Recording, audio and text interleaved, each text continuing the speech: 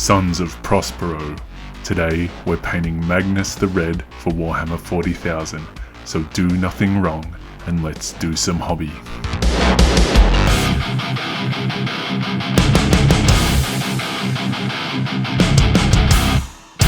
So here we have Magnus the Red of the Thousand Sons. He is a very large centerpiece model for your army, and here's the contents of the box. You can see he's got these gigantic wings, his head and hair pieces, and the body.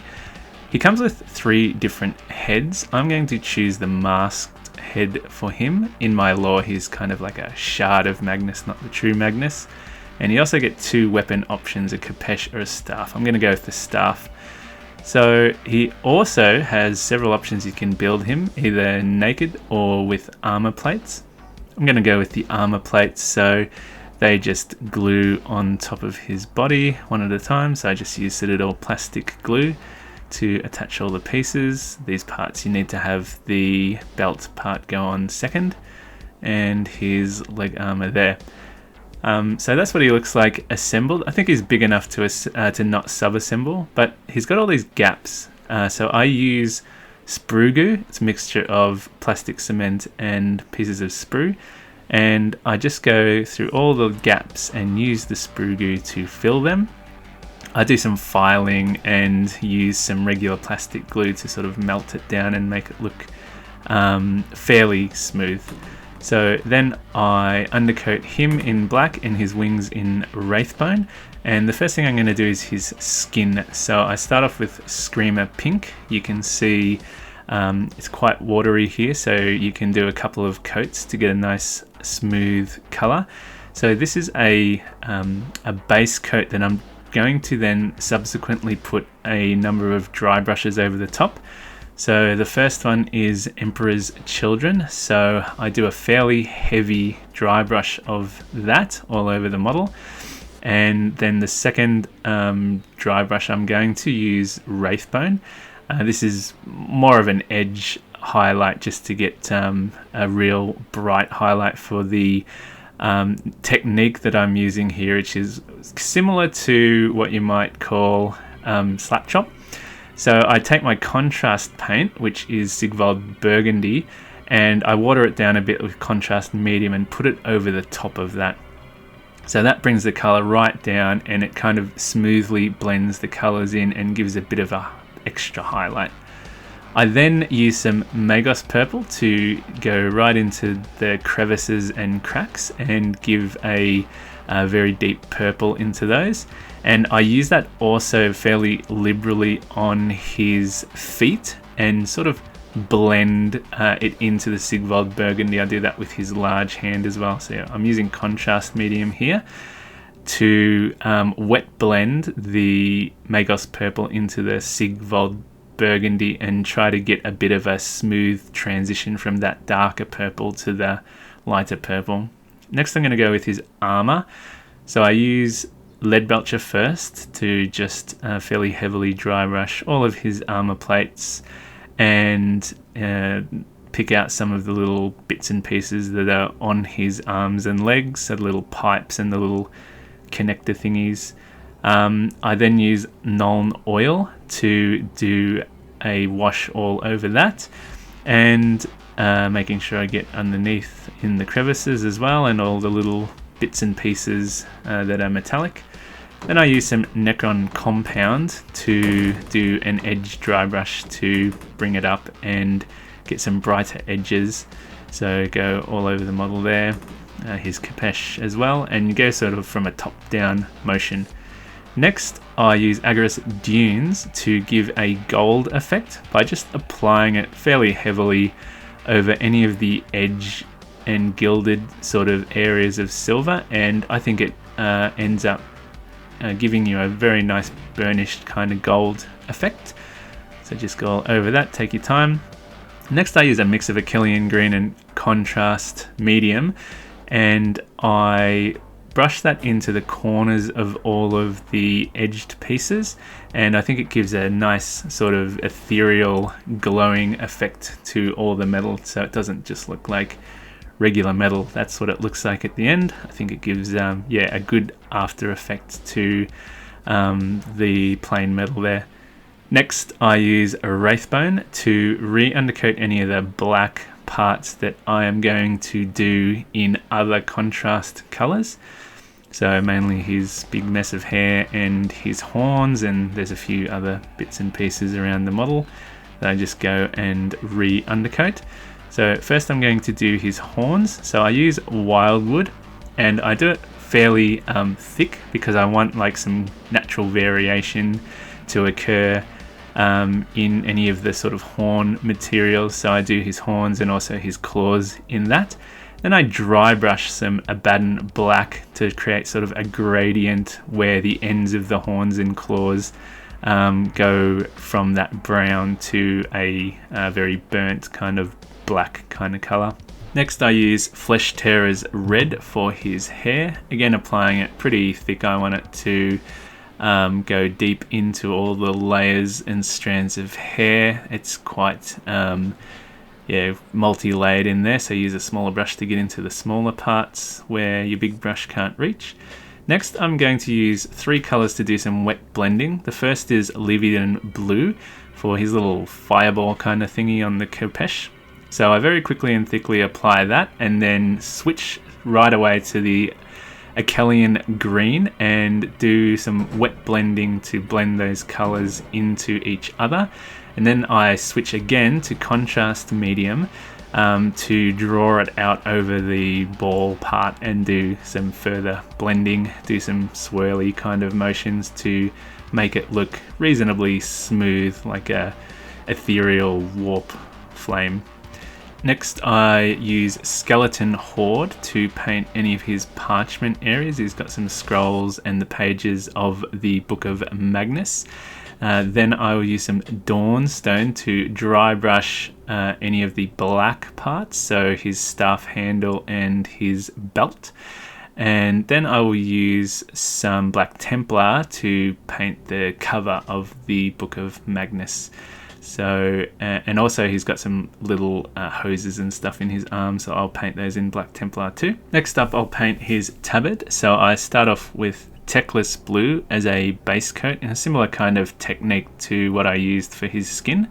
So starting off with the Techless Blue and then dry brushing in Lorthen Blue to get the raised edges, and then I thin down some Talisar Blue and paint that quite thickly over the top so it runs into the crevices and gives me some deep shadowing. Now for the inside of the Tabard, I start off with a base coat of Celestia Grey, and then I will thin down some Griff Charger Grey and do a wash over that, and then I'll do a sort of dry brush highlight with Ulthuan Grey, just to pick up the raised edges there. Now for some of the smaller details, I'm going to do the eyes on his armor. So I start off with Athematic Blue, and this is really quite thin, so I really saturate the eye to try and get some of the contrast into the corners. And then I use Nylic Oxide to pick out the tattoo on his arm. Try to be careful, but you can always go and clean it up later. I do the same for the little runes on his tabard and also the design that's etched into the Book of Magnus. Now for the fine details of the eyes, I use Pterodon Turquoise to pick out the iris, and he has an eye on his hand as well, so I just sort of carefully make an iris there too. And then I use some Abaddon Black to pick out the pupil. Next I do the gems, so I start off with Flesh Tearer's Red and just saturate all those gems. He's got a lot of them, so just pick them out, but they're all quite small, so it doesn't take long to go through all of them. Then I use some Garagak Sewers to do like a sort of crescent shape in the upper left corner of all the gems. For the back and other sides, just make sure they're sort of pointing in the same direction for realism.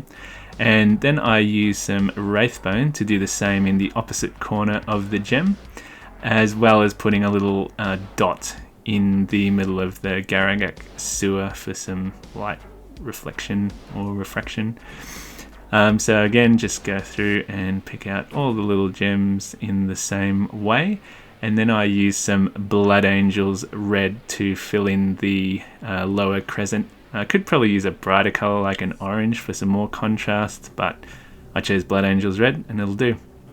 And unfortunately at this point I kind of banged his capeche and it got really loose, so I need to try and fix it. So the first thing I'm going to do is pin Magnus to his base. This will give me something to hold that's a bit sturdier than just little parts of him, which is how it broke in the first place. I wasn't really sure how best to remove the capeche, so I just bent it back and forth until it snapped off, hoping that it would fit the smoothest back together this way. So I take my little drill and I drill a hole in both sides of the capeche and staff, and I use a paper clip to push in to try and pin it for a stronger join. So I make sure it's quite firmly in there and just try and line it up to where it broke. I used his fingernail as a guide there. So luckily it went together fairly smoothly and there was not really a noticeable gap. So back to painting, I used Nihilic Oxide to fill in his eye. And now I want to do the feathers, so I'm going to first base coat those in Wraithbone, and then I'm going to use the same colors that are already on the model, just so it's not too bright and overwhelming. So I start off with the Sigvald Burgundy for his feathers closest to his skin.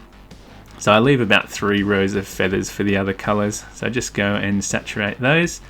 Then I use the Achillean green that I had used on his flames, and again saturate those, leaving one layer on the outside for a darker color, which I am going to use the Leviathan blue, which I also used for that flame. So I'm going to paint those end feathers in that darker blue.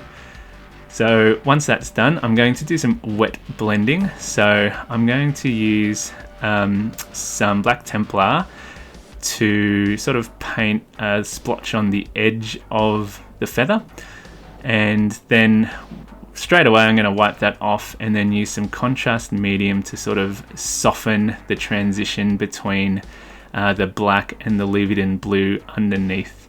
So I'm going to do it a bit more pronounced than I did on other parts of the model because I just wanted a bit more contrast.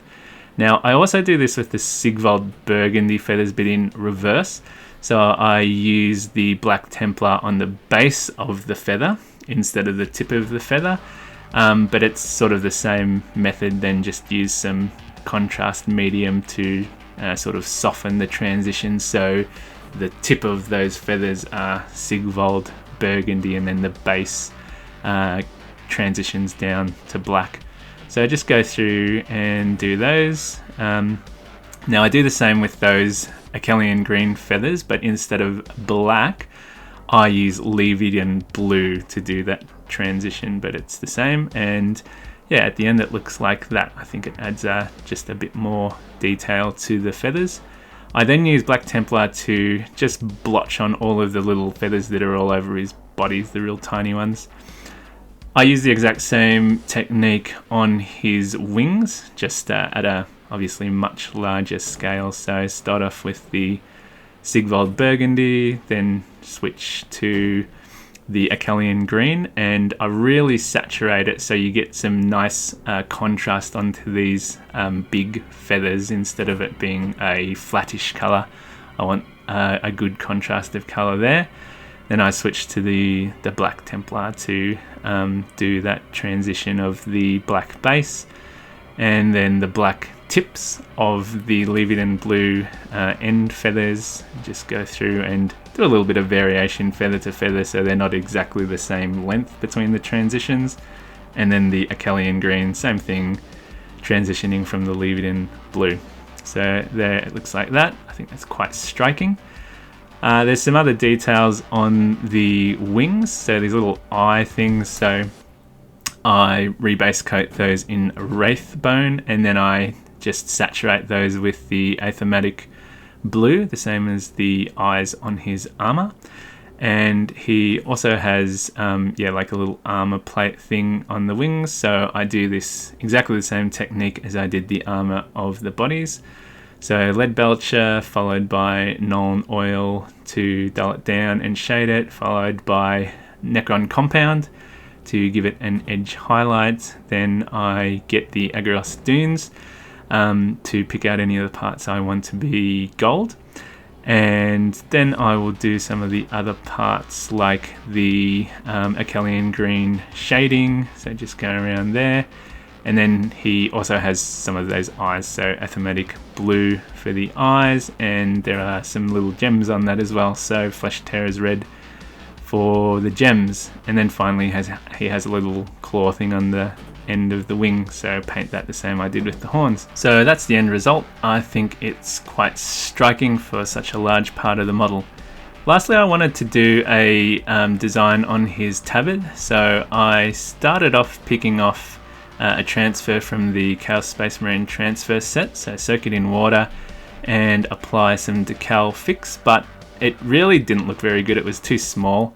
So I ended up freehanding this. I didn't record it because it was a bit fiddly, but I actually used an AdMech transfer, cut it out everything except the very edge, and that gave me the basis of a circle that I could then stick on to follow the contours of the tabard. And then I just went in with some Wraithbone and just slowly made a dragon thing the best I could using one of the designs from the original transfer. Then I used some Apothecary white to give it some shading.